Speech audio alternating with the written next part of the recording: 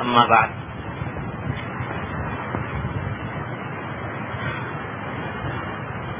آج ایک طویل وقفے کے بعد آپ حضرات کی ملاقات کی سعادت ہو رہی ہے۔ خیر اتنا 4-5 ہفتے کا طویل وقفہ اس سے پہلے نہیں ہوا۔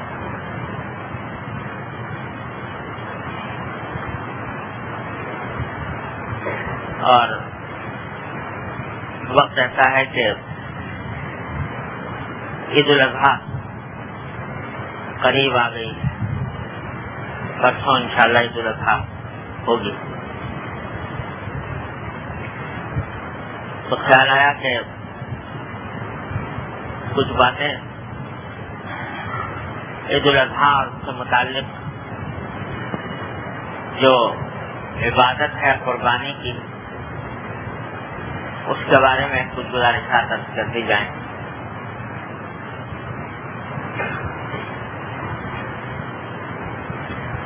اللہ جل جلالہ نے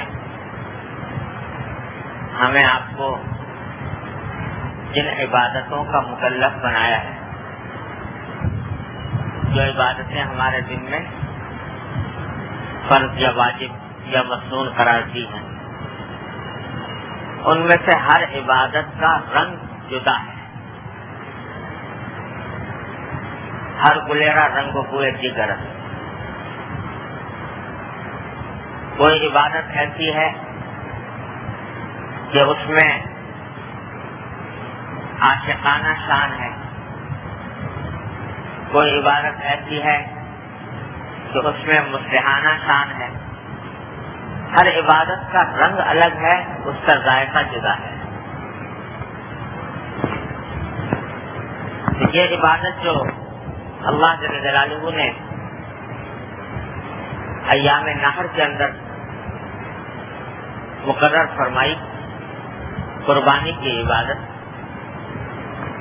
یہ اپنی نوعیت کے اعتبار سے ایک منفرد عبادت ہے، اور اس عبادت میں شان ہے بندگی کی اتباع حکم ربی کی، اور اسی اتباع کا جذبہ پیدا کرنے کے لیے یہ قربانی کی عبادت اللہ تبارک و تعالی نے مشروع فرمائی۔ یہ مہینہ جو ہم جس میں اس وقت ہیں، یعنی ذی الحجہ کا مہینہ، اس میں اللہ تبارک و تعالی نے 2 عبادتیں ایسی رکھی ہیں جو اپنی منفرد شان رکھتی ہیں، اور ان عبادتوں کو انہی ایام کے ساتھ اللہ تبارک و تعالی نے مخصوص کر دیا کہ اور کسی دن میں جا کر وہ عبادت کرنا چاہو تو نہیں ہو سکتے۔ ایک حج کی عبادت اور ایک قربانی کی عبادت۔ حج کے لیے تو اللہ تعالیٰ نے زمانہ بھی مخصوص کر دیا اور جگہ بھی مخصوص کر دی کہ یہ عبادت صرف اسی مکہ مکرمہ کے آس پاس، مکہ مکرمہ، مینا اور عرفات اور مزدلفہ، ان جگہوں کے اندر انجام دی جا سکتی ہے، اور دنیا میں کہیں نہیں ہو سکتی۔ اور وقت بھی مقرر کر دیا کہ 8 یا 9 ذی الحجہ سے لے کر اور 12 ذی الحجہ تک یا 13 ذی الحجہ تک اس کے ارکان مناسک ادا کیے جاتے ہیں۔ وہی میدان عرفات آج بھی ہے، لیکن آج اگر کوئی جائے اور ایک دن تو کیا 2 دن وہاں مقیم رہے تو کوئی عبادت انجام نہیں پاتی، کوئی اس کی فضیلت نہیں، کوئی اس کا اجر نہیں۔ عرفات کے میدان میں تو گجا جبل الرحمہ، جو میدان عرفات کا وہ پہاڑ ہے جس کے اوپر نبی کریم صلی اللہ علیہ وسلم نے وقوف فرمایا۔ سال کے اور دنوں میں کوئی آدمی وہاں جا کے اعتکاف کرنے 10 دن کا، اس پہاڑ کے اوپر کوئی عبادت نہیں، اس کا کوئی اجر نہیں، اس کا کوئی ثواب نہیں، اس کی کوئی فضیلت نہیں۔ اور 9 ذی الحجہ کو جبل الرحمت کو پوچھا میدان عرفات کے کسی بھی گوشے سے آدمی چھوٹا ہوا بھی گزر جائے تو اللہ تعالیٰ فرماتے ہیں حج ہو گیا. اگر یہ جو وقت مقرر کیا ہے 9 ذی الحجہ کے وقت سے لے کر اور 10 ذی الحجہ کی صبح تک، رات میں سارا 9 ذی الحجہ کا دن بھی گزر گیا، رات میں کوئی شخص پہنچا تو فقہ کی کتاب میں لکھا ہے کہ اگر کوئی شخص سوتا ہوا بھی گزر جائے گاڑی میں تو اللہ تعالیٰ فرماتے ہیں حج ہو گیا تیرا، اور حج کی ساری فضیلتیں اس کو حاصل ہو گئی. اس دن میں یہ خاصیت رکھ دی، اور دنوں کے اندر جاؤ تو کچھ بھی نہیں. وہی جمرات جن کے اوپر کنکریاں ماری جاتی ہیں وہ سارے سال کھڑے ہیں، لیکن اور دن میں جا کر کنکریاں مارو تو کچھ بھی نہیں، نہ کوئی اجر، نہ کوئی فضیلت، نہ کوئی ثواب، نہ کوئی گناہوں کا کفارہ. اور ان دنوں میں جو خاص دن مقرر کیا اللہ تبارک و تعالیٰ نے، اس میں جا کر جمرات کے اوپر کنکریاں مارے تو کہتے ہیں کہ ہر کنکری پر اللہ تبارک و تعالیٰ گناہوں کی مغفرت فرماتے ہیں. وہ کہتے ہیں بلکہ دن ہی نہیں وقت بھی مخصوص کر دیا کہ پہلے دن جمرہ عقبہ کی رمی سارے دن ہو سکتی ہے اور دوسرے دن زوال آفتاب کے بعد شروع ہوگی. دوسرے اور تیسرے دن زوال سے پہلے کوئی جا کے کرنا چاہے نہیں ہوگا. تو یہ اللہ تبارک و تعالیٰ نے اس عبادت میں یہ شان رکھی ہے کہ نہ کسی جگہ میں کچھ رکھا ہے، نہ کسی وقت میں کچھ رکھا ہے. جو کچھ ہے وہ ہماری عطا ہے، ہمارے حکم کی اتباع ہے. جب ہم کہتے ہیں کہ یہ عمل عبادت ہے تو عبادت ہے، جب ہم کہتے ہیں کہ اس کی کوئی حیثیت نہیں تو کوئی حیثیت نہیں.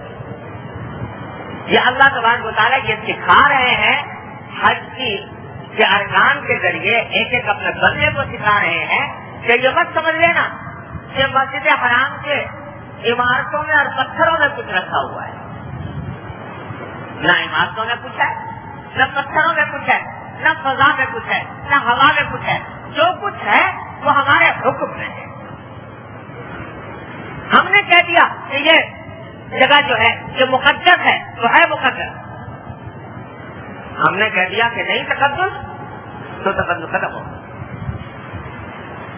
ہم نے کہہ دیا کہ یہ حجر اسود کو بوسہ لو تو اگر بوسہ لو گے حجر اسود کا تو اس کے اوپر کتنا اجر و ثواب ہے، کتنی گناہوں کی مغفرت ہے، کتنی بڑی فضیلت کی چیز ہے. لیکن اگر ہم نہ کہتے تو یہ ایک پتھر تھا، اس کو چومنے سے کچھ حاصل نہیں. اسی بات سے حضرت فاروق اعظم رضی اللہ تعالیٰ عنہ جب طواف کے لیے پہنچے اور حجر اسود کے سامنے آئے اور بوسہ لینے کا ارادہ کیا تو صاف لفظوں میں لوگوں سے، تاکہ لوگ سن لیں، فرمایا کہ اے حجر اسود، میں جانتا ہوں کہ تو ایک پتھر ہے، نہ کوئی نفع پہنچا سکتا ہے نہ کوئی نقصان پہنچا سکتا ہے، اور اگر میں نے جناب محمد رسول اللہ صلی اللہ علیہ وسلم کو دیکھا نہ ہوتا کہ آپ اس پتھر کا بوسہ لے رہے ہیں تو میں کبھی تیرا بوسہ نہ لیتا. یہ کہہ کر بوسہ لیا تاکہ یہ بات واضح ہو جائے کہ پتھر میں اپنی ذات میں کچھ نہیں، اللہ کے حکم میں ہے، اللہ کے رسول صلی اللہ علیہ وسلم کی سنت میں ہے. اس سنت جو ہے یہ وجہ ہے کہ جس کونے پر حجر اسود رکھا ہے وہاں پہ استلام بھی ہے، وہاں بوسہ بھی ہے، سبھی کچھ ہے. اور 3 کونے اور بھی ہیں کعبہ شریف کے، ایک رکن عراقی کہلاتا ہے، ایک رکن شامی کہلاتا ہے، ایک رکن یمانی کہلاتا ہے. 3 کونے اور بھی ہیں، وہاں کہیں بوسہ نہیں، وہاں استلام بھی نہیں، اور وہاں ہاتھوں سے اشارہ بھی نہیں. کیوں؟ اس واسطے کہ اس میں اللہ تعالیٰ نے فرمایا کہ یہاں بوسہ لو، اس میں اللہ تعالیٰ نے فرمایا کہ یہاں پر اشارہ کرو. تو وہی کعبے کا وہ کونا بھی ہے اور یہ کعبے کا یہ کونا بھی ہے، لیکن اس کونے کے اوپر یہ کام کرنا باعث اجر و ثواب ہے، دوسرے کونوں میں یہ کام کرنا بدعت ہے. اللہ تعالیٰ نے اللہ کے رسول صلی اللہ علیہ وسلم نے نہیں بتایا. سکھایا یہ جا رہا ہے کہ جو کچھ ہم کہیں وہ کرو، اپنی طرف سے کوئی چیز عبادت کی دھڑ کر اور اس کے پیچھے چل پڑنا، یہ کوئی دین نہیں، یہ کوئی عبادت نہیں۔ تو یہ اللہ تبارک و تعالیٰ نے یہ حج کے قدم قدم پر اصولوں کو توڑا، جو بنے بنائے اصول تھے وہ توڑے۔ کیا توڑے؟ آج ہمارے یہاں 7 تاریخ ہے ذی الحجہ، اور کل وہاں سعودی عرب میں 8 ہوگی۔ آج سارے لوگ جو مکہ مکرمہ میں رہ رہے تھے حاجی، وہ آج جا رہے ہوں گے مینا، پہنچ گئے ہوں گے بھائی، مینا جا رہے ہوں گے۔ کل کو وہاں عرفہ ہوگا، حج ہوگا۔ تو آج جو وہاں گئے ہیں 8 تاریخ کو، تو مینا کے اندر کوئی عبادت نہیں، نہ وہاں کوئی رمی ہے، نہ وہاں کوئی اور عبادت ہے۔ بس حکم یہ ہے کہ 8 تاریخ کی ظہر کے وقت سے لے کر اور 9 تاریخ کی فجر تک 5 نمازیں مینا میں آ کر ادا کرو، بس، اور کچھ نہیں، نہ رمی نہ کچھ۔ ارے بھائی اچھے خاصے مکہ مکرمہ میں رہ رہے تھے اور مسجد حرام میں نمازیں پڑھ رہے تھے، اور مسجد حرام سے ہر مسلمان جانتا ہے کہ ایک نماز کا ثواب 1 لاکھ کے برابر۔ کہا کہ نہیں، چھوڑو اس 1 لاکھ کی عبادت کو، 1 لاکھ کے ثواب کو چھوڑو، مسجد حرام کو چھوڑ کر وہاں مینا جاؤ، وہاں جا کر 5 نمازیں پڑھو۔ بھائی کیوں؟ اچھا خاصے 1 لاکھ کی نمازوں کو چھوڑ کر وہاں مینا میں جا کے کیا کریں؟ بتلانا یہ ہے کہ 1 لاکھ نمازوں کا ثواب اس وقت تک ہے جب تک ہم اس کو منظور کریں۔ جب ہم یہ کہیں کہ نہیں چھوڑو اس کو اور جاؤ مینا کے اندر اور وہاں پہاڑ کے اندر سگلاخ وادی میں جا کر نماز پڑھو، تو پھر تمہارے لیے وہیں پر جا کر نماز پڑھنا باعث اجر و ثواب ہے۔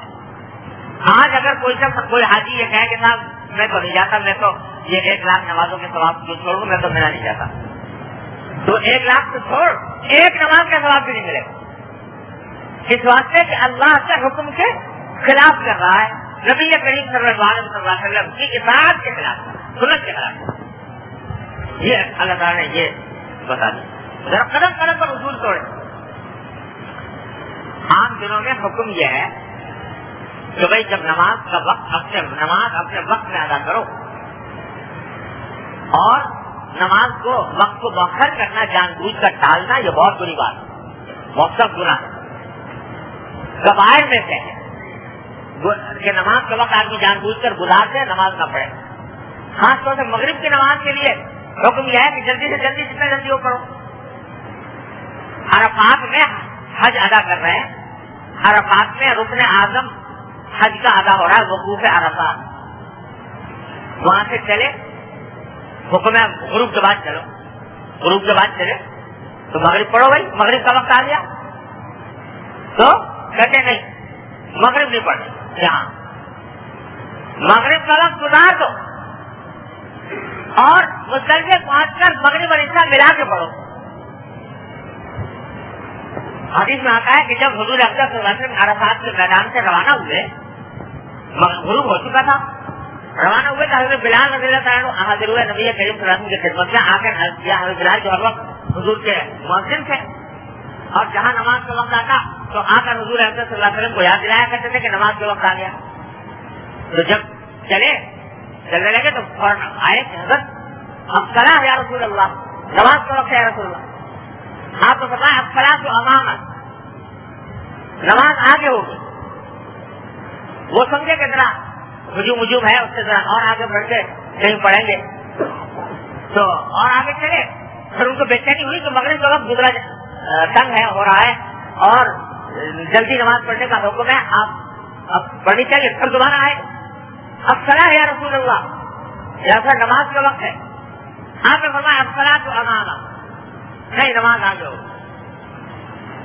پھر تیسری بار تھوڑی دیر کے بعد پھر بےچینی ہونے لگی، نماز کا وقت گزرا جا رہا ہے، قضا ہو رہا ہے وقت، الصلاۃ یا رسول اللہ، آپ نے فرمایا کہ الصلاۃ امامہ، اور پھر فرمایا کہ نہیں آج حکم نہیں ہے کہ مغرب جلدی پڑھنے کا، آج تو حکم یہ ہے کہ جا کر مزدلفے میں عشاء کے وقت جب داخل ہو جائے تو اس کے بعد مغرب اور عشاء ملا کے پڑھیں، تو وہاں جا کے مغرب عشاء ملا کے پڑھیں. تو ساری زندگی کا اصول کہ مغرب جلدی پڑھو، وقت کے اندر نماز ادا کرو، قضا نہ کرو، توڑ دیا یہاں پر.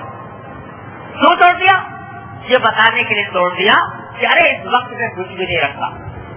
وقت کبھی تم سمجھ لو کہ یہ غروب آفتاب کے وقت میں، یہ جھٹپنے کے وقت میں کوئی ذاتی تقدس وابستہ ہے. ارے اس میں کچھ بھی نہیں، یہ صرف ہمارے حکم کی بات ہے. ہم نے کہا تھا کہ جلدی پڑھو تو جلدی پڑھو، اور جب ہم کہتے ہیں کہ دیر کرو تو دیر کرنے ہی میں ثواب. قدم قدم پر اللہ تعالیٰ نے یہ اصول توڑ کے بتایا کہ جو کچھ تمہارے ذمہ عائد کیا گیا ہے وہ سب ہمارے حکم کا تابع ہے. جب تک حکم ہے اس میں تقدس بھی ہے، اس میں اجر بھی ہے، ثواب بھی ہے، فضیلت بھی ہے. جب حکم نہیں رہا تو کچھ بھی نہیں. یہ ہے یہی معاملہ اللہ تعالیٰ قربانی کے ساتھ رکھتا ہے. حج تو وہاں ادا ہو رہا ہے، اور یہ معاملہ اللہ تعالیٰ نے یہاں پر ہم لوگوں کے لیے جو حج کی نعمت سے سرفراز نہیں ہو سکے تو ان کے لیے قربانی رکھی.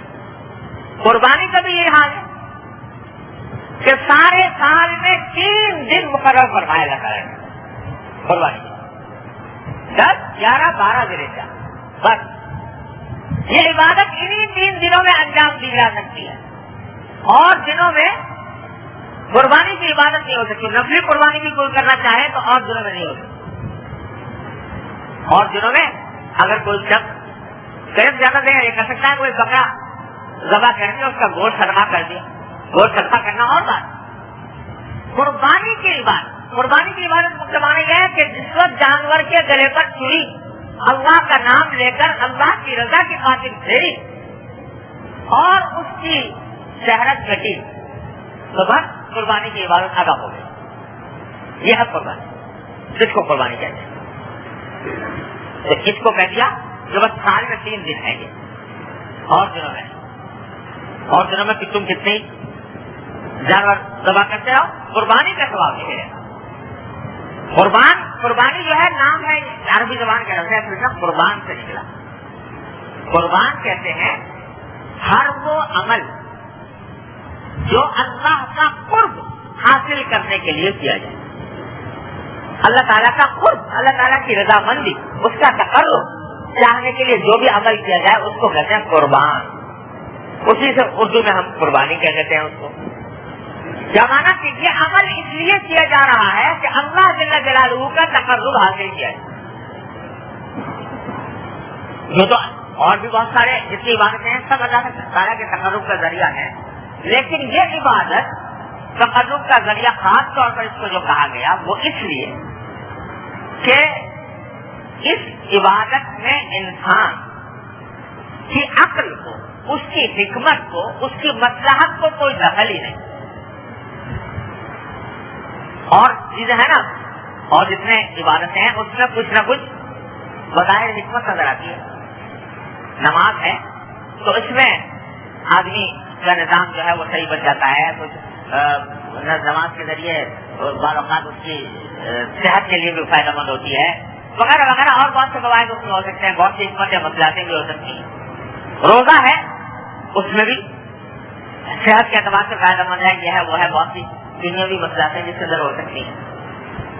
زکات ہے تو اس سے بھی غریبوں کی مدد ہوتی ہے، غربت دور کرنے میں مدد ملتی ہے، وغیرہ وغیرہ. لیکن یہ عبادت ایسی ہے کہ اس کا ظاہری اعتبار سے اس کا کوئی فائدہ نظر نہیں آتا. یہ صرف اللہ جل جلالہ کی حکم کی اطاعت میں انجام دی جاتی. انہوں نے فرما دیا کہ یہ کام کرو تو کرو بس. اور یادگار ہے یہ حضرت ابراہیم صلی اللہ اور حضرت اسماعیل علیہ السلام. قربانی کے ہر مسلمان جانتا ہے کہ اس میں اللہ تبارک و تعالیٰ نے ان کو حکم دیا کہ بیٹے کو قربان کرنے کا تیار ہو گئے. تو یہ عبادت در حقیقت یہی سکھا رہی ہے کہ دیکھو ہم ہمارے حکم میں اور ہمارے نبی صلی اللہ علیہ وسلم کی سنت میں یہ طاقت ہے کہ جب وہ ثابت ہو جائے تو اب تمہارا کام ویسے بندے کے لیے ہے کہ بس اس پر عمل کرو، کیوں نہ چرا کرنے کی بات نہیں. یہ جو آج کل لوگ کہتے ہیں نا کہ صاحب یہ جو قربانی ہے یہ تو بڑی عقل کے خلاف بات ہے، کہ اعوذ باللہ کہتے ہیں کہ کروڑوں اربوں روپیہ جو ہے قوم کا وہ نالیوں میں بہ جاتا ہے، اعوذ باللہ. اور جانوروں کی قلت ہے اور جناب گوشت کی قلت ہے، اور اس میں یہ ایک دن کے اندر اتنے جانور کو ذبح ہو جاتے ہیں، کوئی کی دولت ذبح ہو جاتی ہے. یہ وہ لوگ ہیں کہ جن کو ہر آن ہر لمحے اپنی آنکھوں کے سامنے پیسہ ہی ناچتا نظر آتا ہے، پیسے کے سوا، مادہ پرستی کے سوا اور کوئی ان کی نظر میں کسی چیز کی قدر و قیمت نہیں. لطیفہ کسی نے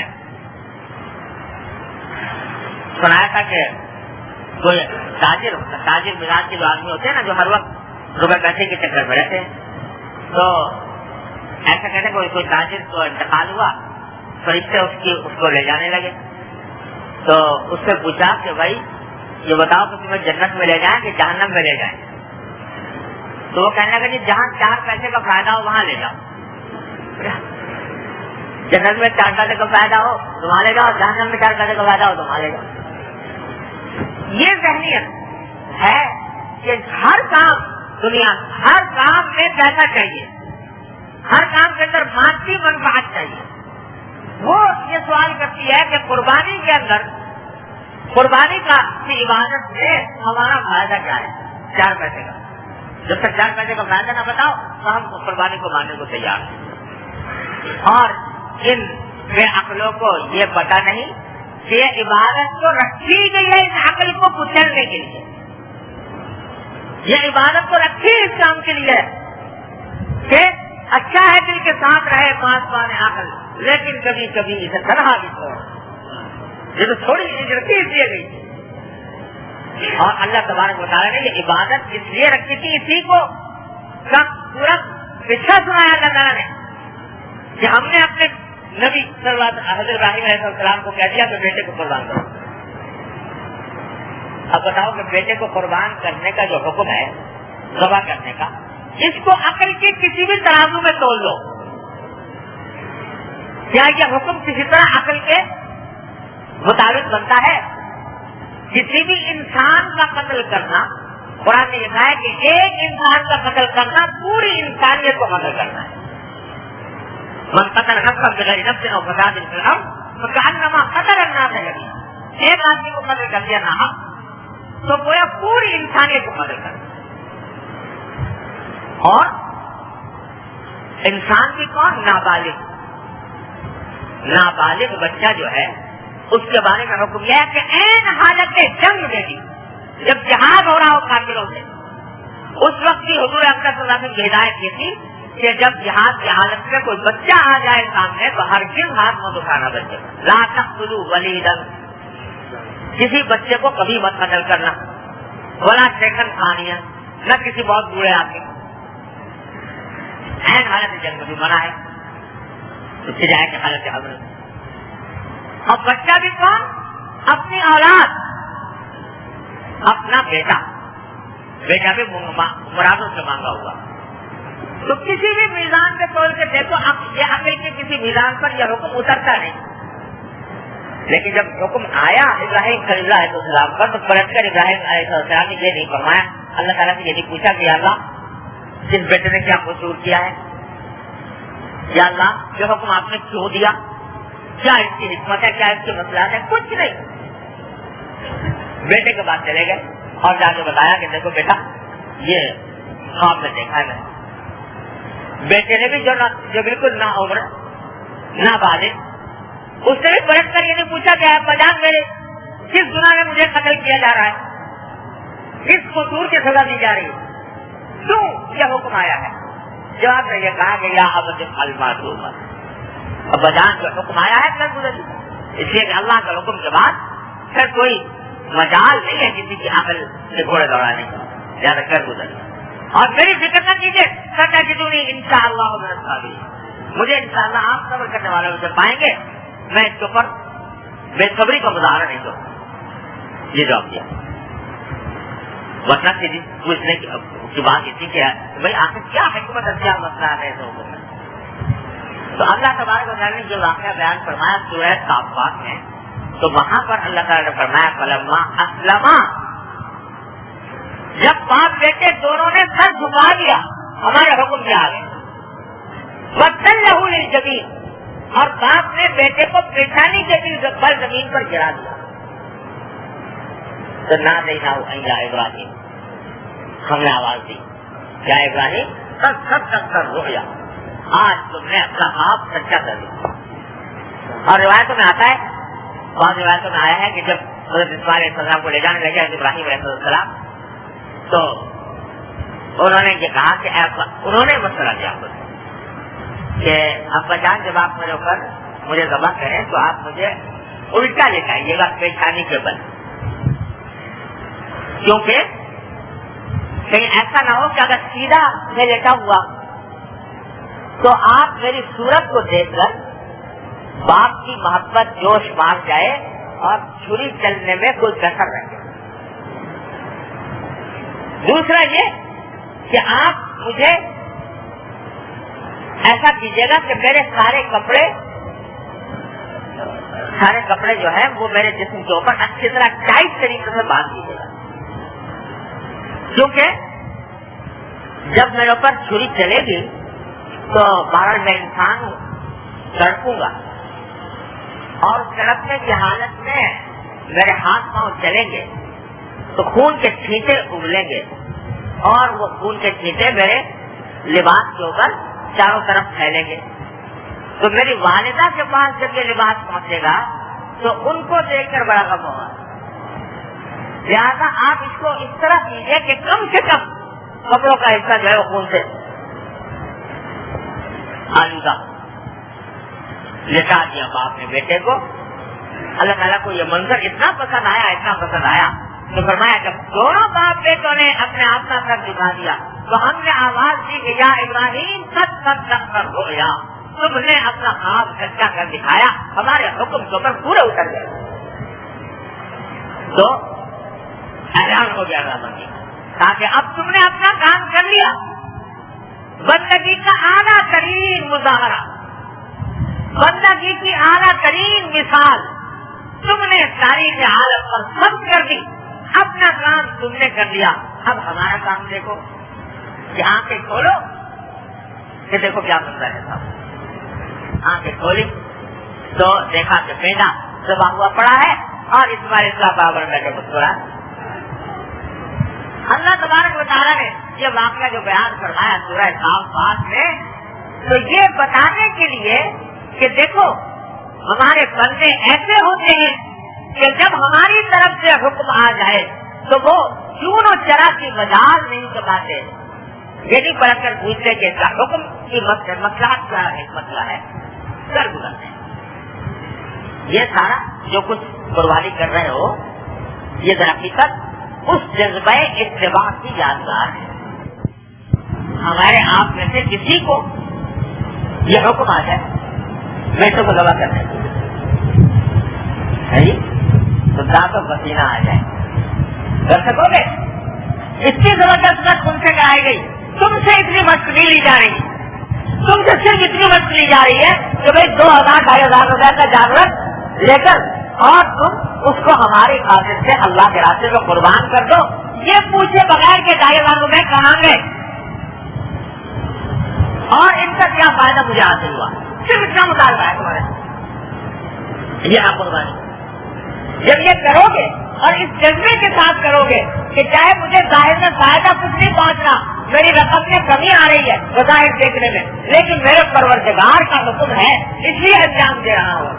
جب یہ کام کرو گے اس جذبے سے کرو گے تو کہتے ہیں کہ ایک ایک قطرہ جو اس جانور کے خون کا بہے گا، ایک ایک قطرے سے تمہارے گناہ معاف ہوں گے، تمہارے درجات بلند ہوں گے.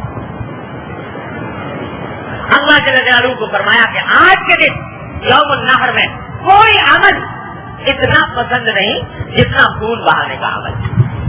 حدیث میں فرمایا نبی کریم صلی اللہ علیہ وسلم کہ آج کے دن اللہ جل جلالہ کو کوئی بھی عمل اتنا پسند نہیں جتنا خون بہانے کا عمل.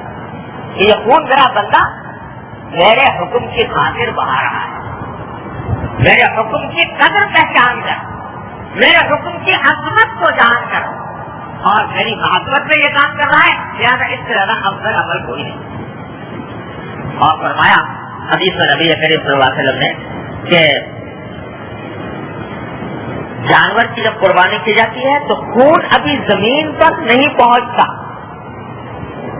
تو زمین پر پہنچنے سے پہلے ہی اللہ جل جلالہ کے ہاں تمہارے درجات بلند ہو جاتے ہیں.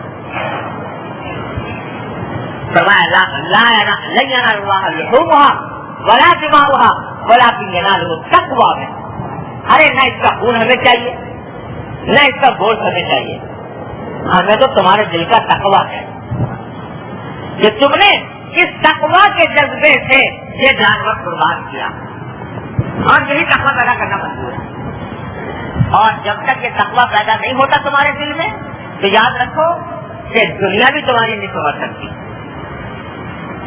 اس بات سے کہ یہ جتنے دنیا کے اندر جرائم اور بدعنوانیاں ہو رہی ہیں وہ سب تقویٰ کے فقدان کی وجہ سے ہیں. چور چوری کیوں کرتا ہے, رشوت لینے والا رشوت کیوں لیتا ہے, اس واسطے کہ خدا کا خوف دل میں نہیں رہا. اگر خدا کا خوف ہوتا اور اس کے سامنے جواب دہی کا احساس ہوتا تو کبھی رشوت لینے والا رشوت نہ مانگتا. یہ جو ساری دنیا کرپشن سے چل رہی ہے وہ کیا ہے؟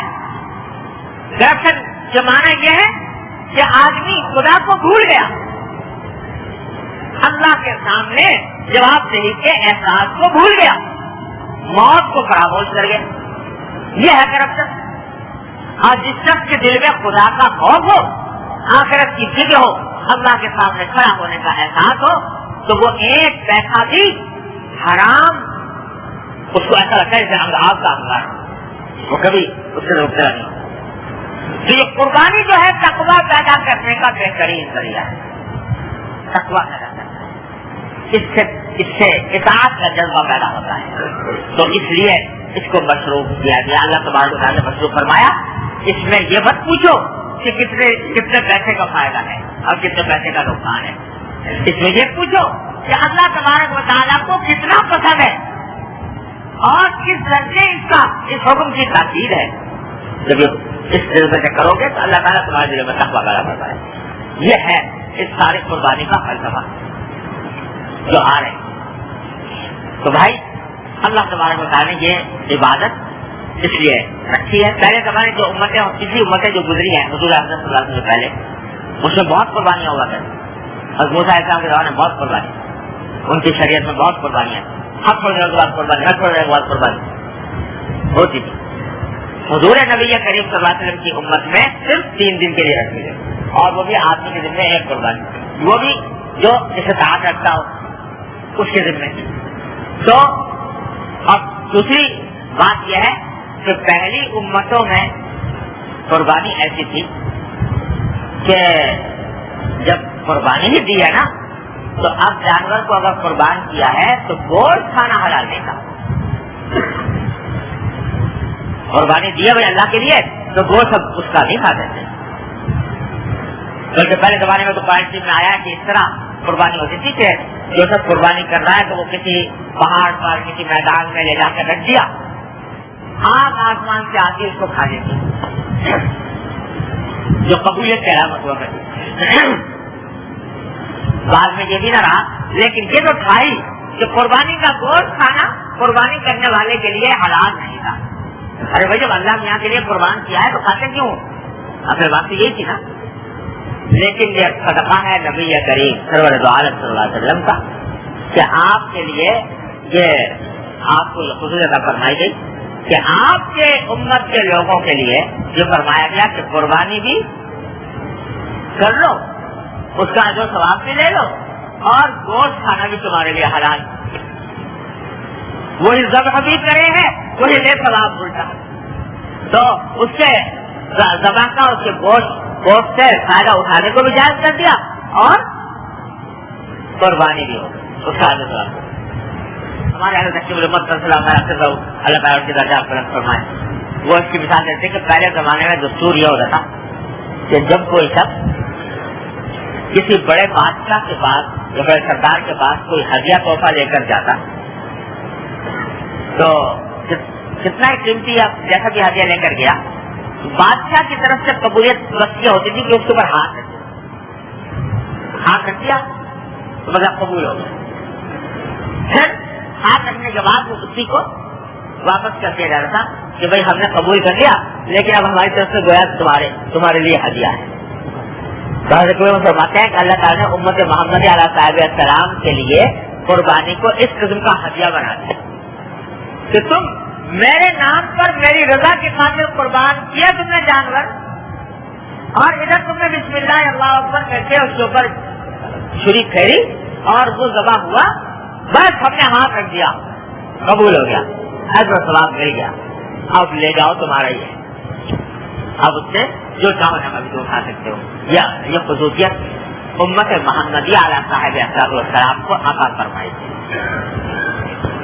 تو بھائی اس جذبے کے ساتھ قربانی کو ادا کرنے کی ضرورت ہے کہ یہ در حقیقت اتباع اطاعت باری تعالی اور اتباع سنت نبی کریم سرور عالم صلی اللہ علیہ وسلم کا سبق دینے والی چیز ہے. اس جذبے کے ساتھ اللہ تبارک و تعالیٰ توفیق سے ہم سب کو یہ ہے. اور یہ فرما دیا حضور اکرم صلی اللہ علیہ وسلم نے کہ جس شخص میں استطاعت ہو قربانی کی اور پھر بھی وہ قربانی نہ کرے تو وہ ہماری عیدگاہ کے پاس بھی نہ آئے نماز پڑھنے کے لیے. مطلب یہ کہ وہ بڑا سخت گناہ کا مرتکب ہے, اس واسطے ہماری عیدگاہ کے پاس بھی نہ پڑھتے. یہ حدیث آیا. تو یہ جو پروپیگنڈا مختلف حلقوں کی طرف سے کیا جاتا ہے اس سے ہوشیار ہے, اور جو حقیقت ہے عبادت کی وہ اس کو سمجھ کر اس کے اوپر عمل کریں.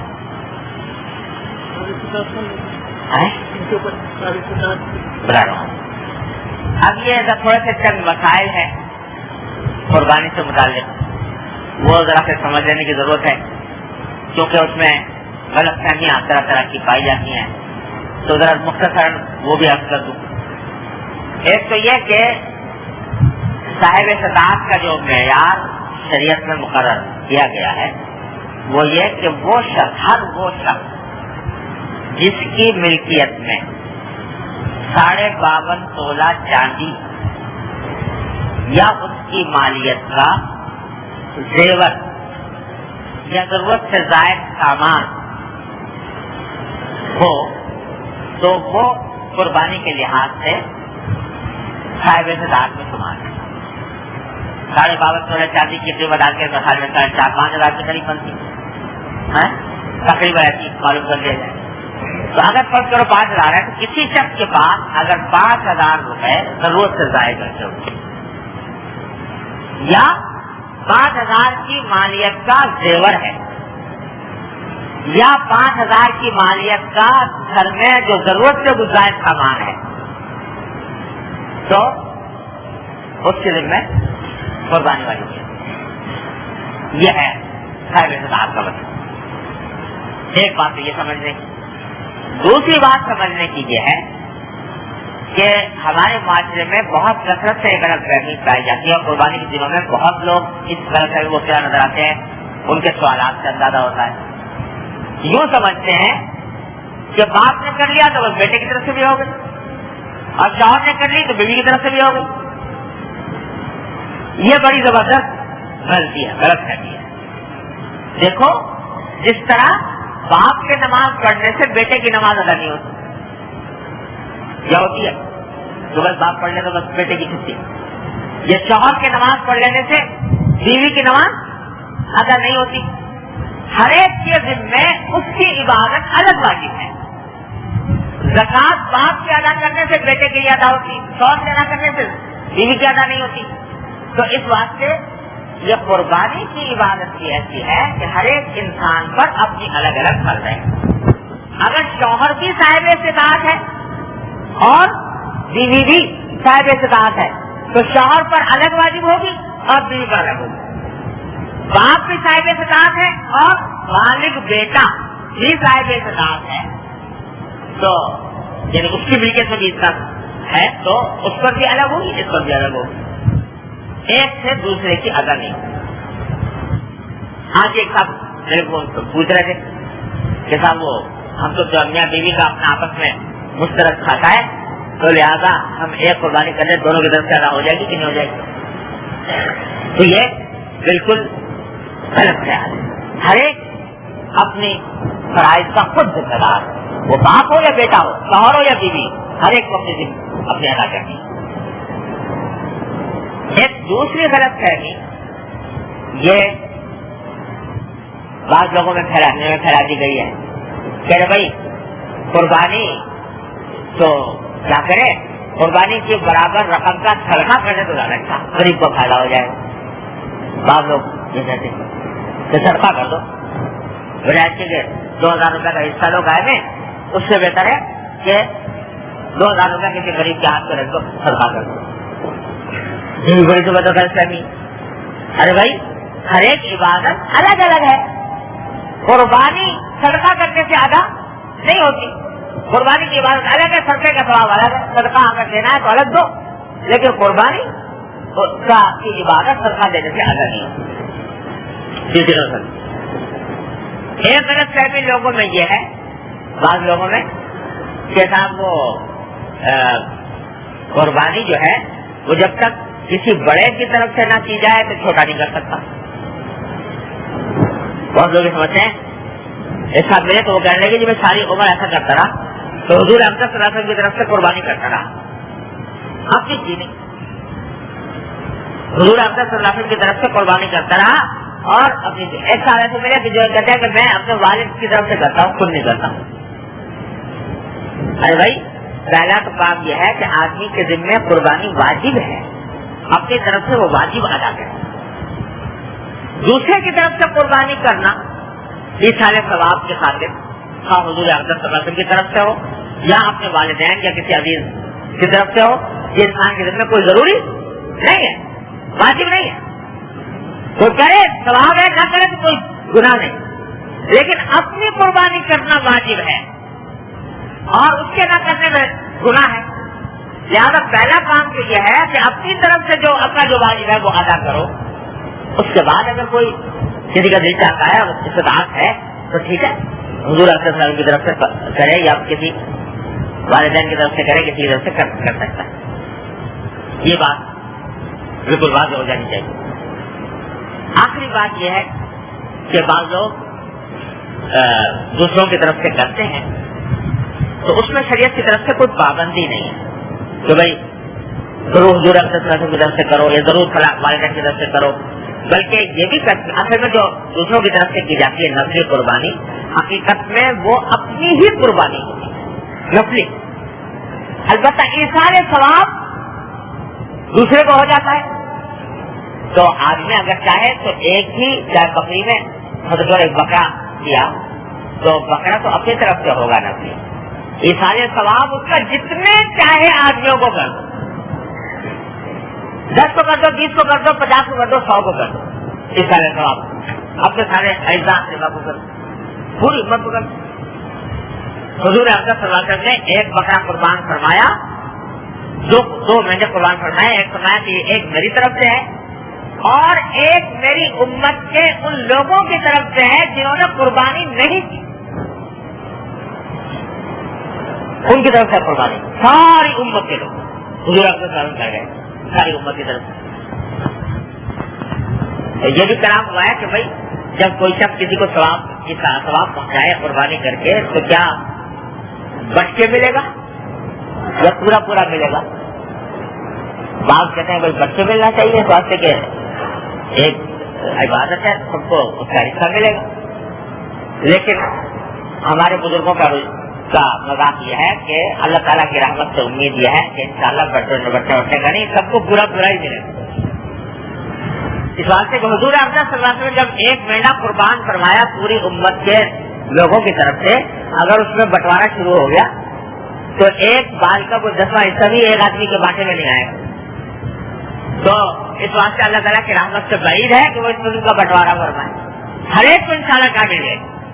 اس واسطے ایک اگر قربانی کی ہے نفلی تو اس میں جتنے بھی چاہے لوگوں کو اصال ثواب کر سکتے ہیں. نفلی میں فریضہ جو ہے اپنا ذمہ جو واجب ہے وہ اپنی طرف سے واجب ادا کرنا چاہیے, اس میں پھر کسی کا شرکت نہیں. یہ چند مسائل ہیں, یہ موٹے موٹے میں نے عرض کر دیے, باقی تفصیلی مسائل جو ہیں وہ اگر کسی کو ضرورت پیش آئے تو معلوم کر سکتا ہے. بہرحال اس طریقے پر اللہ تبارک و تعالیٰ اپنے رحمت سے ہم سب کو اب صدق کے ساتھ, اخلاص کے ساتھ, اتباع سنت کی نیت سے اور اپنے تقرب کی خاطر یہ قربانی کی عبادت کو انجام دینے کی توفیق عطا فرمائے. اللہم صلی علی سیدنا محمد.